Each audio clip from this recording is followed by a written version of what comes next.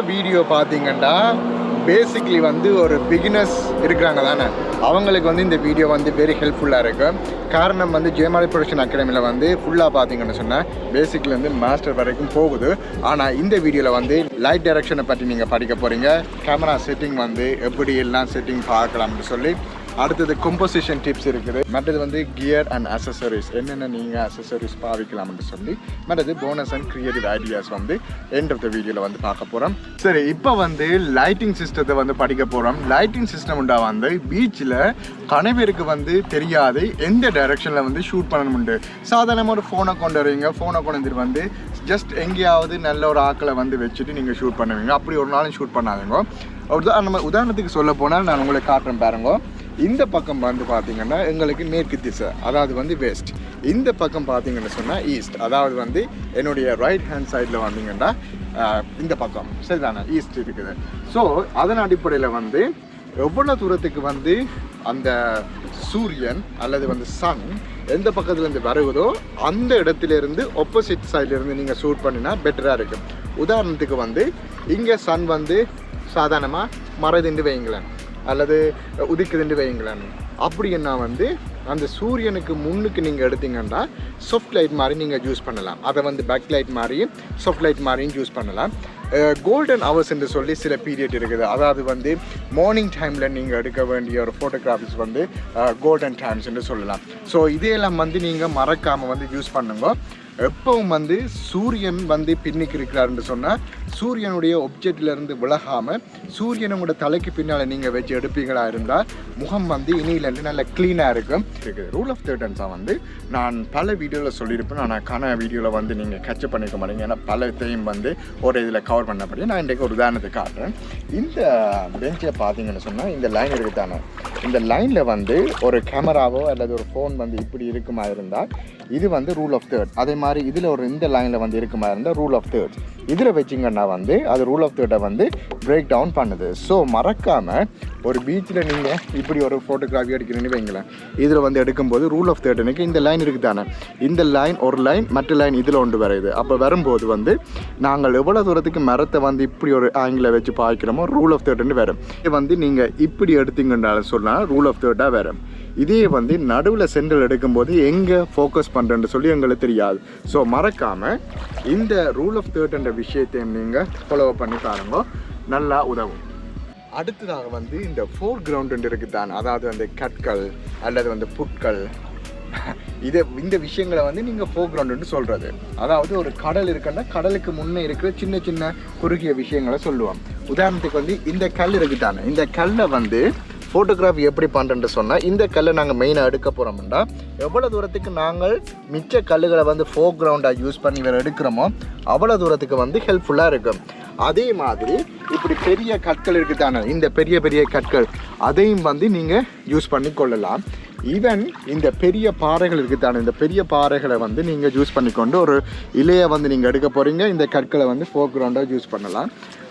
இதை வந்து மறக்காமல் நீங்கள் செய்யணும். ஏன்னு சொன்னால் பீச்சில் வந்து ஜஸ்ட் ஒரு வாட்டரையும் வந்து ஒரு பானத்தையும் எடுக்காமல் நீங்கள் இப்படியான கல் விஷயங்களை மூவ் பண்ணி உங்களுக்கு தெரிஞ்ச மாதிரி எடுக்கும் பொழுது வந்து மற்றவங்க பிக்சரோட பார்க்கும்பொழுது உங்களோட பிக்சர் வந்து உடனே வந்து நல்ல ஒரு விஷயத்தை கொண்டு வரும்.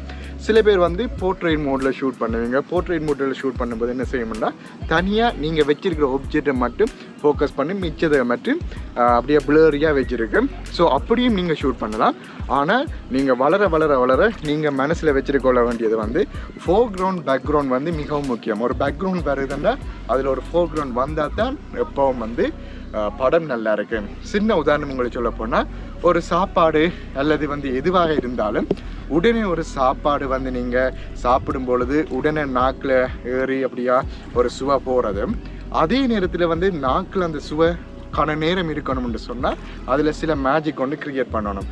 அந்த விஷயமாக தான் ஃபோட்டோகிராஃபிலையும் நீங்கள் வந்து ஜஸ்ட் பிளேனாக இருக்கிற மாதிரி எடுத்தீங்கன்னா வந்து பிரயோசனம் இல்லை. அதனால் ஃபோர் கிரவுண்டை யூஸ் பண்ணி எடுங்க.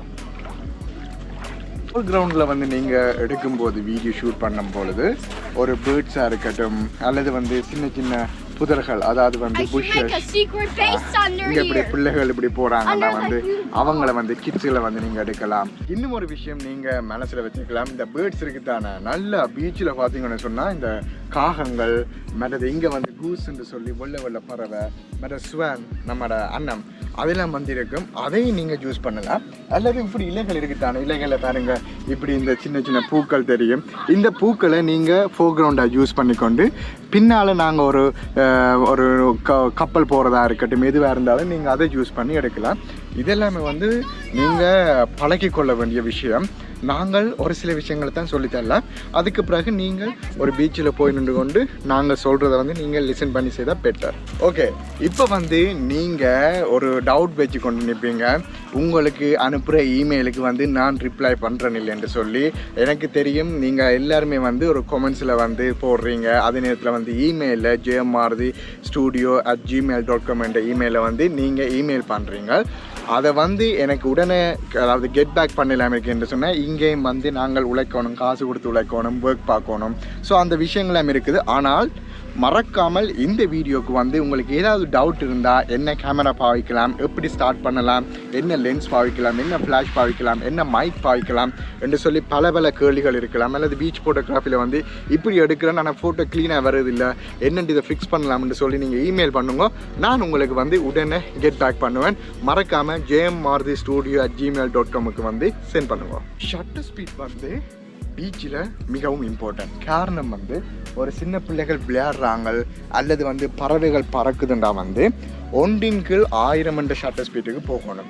இதே வந்து ஒரு மோஷன், ஒரு வாட்டர்ஃபால் மோஷன் க்ரியேட் பண்ணணும்னு சொன்னால் நீங்கள் ஸ்லோ மோஷன் ஃபோட்டோகிராஃபி யூஸ் பண்ணலாம். உதாரணத்துக்கு நான் உங்களுக்கு காட்டுன்னு வாங்க, உடனே எனக்கு பின்னால் வாங்க.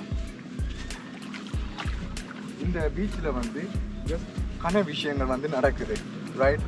ஆனால் அந்த விஷயத்தை வந்து எப்படி கேப்சர் பண்ண வந்து நான் உங்களை படிப்பிக்கிறேன். ஒரு வாட்டர்ஃபால் ஏரியா வந்து சின்னனாக இருக்குது, ஒரு சின்ன ஏரியா வந்து இருக்குது. அந்த ஏரியா வந்து நீங்கள் ஒரு மோஷன் கண்ட்ரோல் பண்ணி ஸ்லோ மோஷனில் வந்து எடுக்கலாம். இங்கே காட்டுறாங்க இந்த வாட்டர்ஃபால் இருக்குதானே, இந்த வாட்டர்ஃபால் சரிதானே, அங்கே இருந்து வருது. ஓகே, அதாவது மேலேருந்து வருது, இங்கே இருந்து வருது. இந்த இடத்துலேருந்து வரும்பொழுது இந்த வாட்டர்ஃபாலை வந்து நாங்கள் ஒரு ஸ்லோ மோஷனாக ஆக்கணும்னு சொன்னால் அல்லது ஒரு மோஷன் கண்ட்ரோல் பண்ணணும்னு சொன்னால் 1/60 கீழே இருக்கணும். அதாவது 1/4 1/16 அந்த ஒரு மோஷனில் இருந்தால் மட்டும்தான் இந்த மோஷன் வந்து நல்லா வரும்.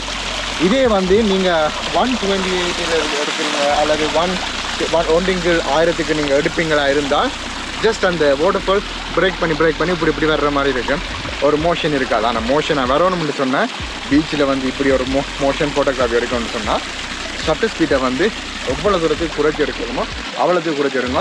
மறக்காமல் இந்த டிப்ஸை ஃபாலோ பண்ணுங்க. ஸோ இதுவரைக்கும் நீங்கள் பார்த்த வீடியோவில் வந்து இப்போ டிப்ஸ் கொஞ்சம் பார்த்துனீங்க. அது மாதிரி கியர்ஸ் பார்க்கணும். இந்த பீச் ஃபோட்டோகிராஃபி எனக்கு வந்து நீங்கள் என்னென்ன கேமரா யூஸ் பண்ணலாமா, ஃபோன் யூஸ் பண்ணலாமான்னு சொல்லி பல கேள்விகள் இருக்கலாம். எனக்கு நீங்கள் என்ன செய்யணும்னு சொன்னால், ஒரு ஃபோன் இருக்குதுன்னு சொன்னால் ஃபோன்லேயே ஸ்டார்ட் பண்ணுங்க. ஃபோனில் வந்து ஃபோட்டோகிராஃபியில் என்ற மேனுவல் செட்டிங்கில் போனீங்கன்னா மேனுவல் செட்டிங்கில் வந்து கன விஷயத்தை வந்து நீங்கள் கண்ட்ரோல் பண்ணலாம். நான் உங்களுக்கு ஒரு உதாரணமாக காட்டணும்னு விரும்புகிறேன். 7 மணி நேரத்துக்கு இந்த கேமராவில் வந்து ஃபில்டர் பண்ணினா பெட்டர்ன்னு நான் நினைக்கிறேன். சரி, உங்களுக்கு நான் இதில் வந்து இருக்க கேமராவில் காட்டுறேன். சரியா? இந்த கேமரா செட்டிங்கில் பார்த்தீங்கன்னா போர்ட்ரேட் இருக்குது, வீடியோ இருக்குது, ரைட்? அப்படியா ஃபோட்டோ இருக்குது, super slow motion, bro video, இப்படி பல வீடியோ இருக்குது. ஓகேங்களா? இதில் போர்ட்ரேட் கூட இருக்குது. இப்படி நீங்கள் என்ன செய்யலாம்னு சொன்னால் ஒவ்வொரு செட்டிங்கையும் யூஸ் பண்ணலாம். சாதாரண ஒரு போர்ட்ரேட் என்ற ஒரு மேனுவலை நீங்கள் கிளிக் பண்ணிவிட்டு என்ன பாருங்கள், இப்படியா ஒரு ஃபோனில் வந்து இப்படியே நீங்கள் ஒரு ஃபோட்டோ எடுப்பீங்களா இருந்தால் இந்த ஃபோட்டோ வந்து இதில் எப்படி அழகாக இருக்குன்றதை பாருங்க. ஓகேங்களா? இதே வந்து இந்த கல் இருக்குது தானே, இந்த கல்லில் வந்து நாங்கள் இப்படி ஒரு ஷாட் எடுக்கிற மட்டும் வைங்க.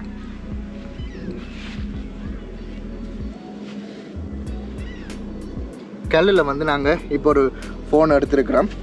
இந்த பாருங்கள், உங்களை திருப்பி காட்டுறேன். இந்த ஃபோட்டோகிராஃபி இப்படி நீங்கள் யூஸ் பண்ணலாம். இதை வந்து ஃபோர்க்ரவுண்டாகவும் இதை வந்து ஒரு புலரியான ஒரு லுக்லேயும் கொண்டு வரலாம். கம்போசிஷன் டிப்ஸை நீங்கள் யூஸ் பண்ணலாம். இங்கே பாருங்கள், உங்களுக்கு ஒரு உதாரணம் காட்டுறேன்.